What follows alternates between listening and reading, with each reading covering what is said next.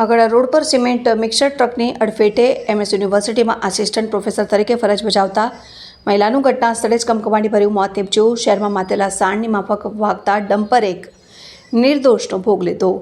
શહેરના વાઘોડિયા રોડ સ્થિત વૃંદાવન 4 રસ્તા નજીક એક ડમ્પર ચાલકે ગફલતભરી રીતે વાહન હંકારી અકસ્માત સર્જ્યો હતો।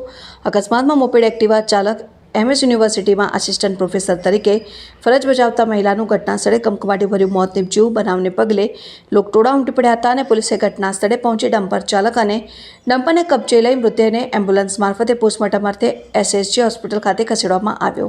શહેરમાં માતેલા સાણની માફક ભાગતા ડમ્પરે વધુ એક નિર્દોષનો ભોગ લીધો। વડોદરા શહેરના વાઘોડિયા રોડ વિસ્તારમાં બુધવારે ગંભીર માર્ગ અકસ્માત સર્જાયો। પ્રાથમિક માહિતી મુજબ મોપેડ એક્ટિવા સ્કૂટર પર જઈ રહેલા એમએસ યુનિવર્સિટીમાં હંગામી આસિસ્ટન્ટ પ્રોફેસર તરીકે ફરજ બજાવતા આયુષી હિમાંશુભાઈ શુક્લ નામની 25 વર્ષીય યુવતીને અચાનક ભારે વાહનના વજનના સિમેન્ટ મિક્સર ટ્રકે અડફેટે લીધી। અકસ્માતમાં તેણીનું ઘટના સ્થળે જ મોત નીપજ્યું। બનાવને પગલે લોકટોળા ઉમટી પડ્યા। લોકોમાં ભારે આક્રોશ જોવા મળ્યો। અકસ્માતની જાણ થતાં પોલીસ તાત્કાલિક ઘટના સ્થળે પહોંચી હતી।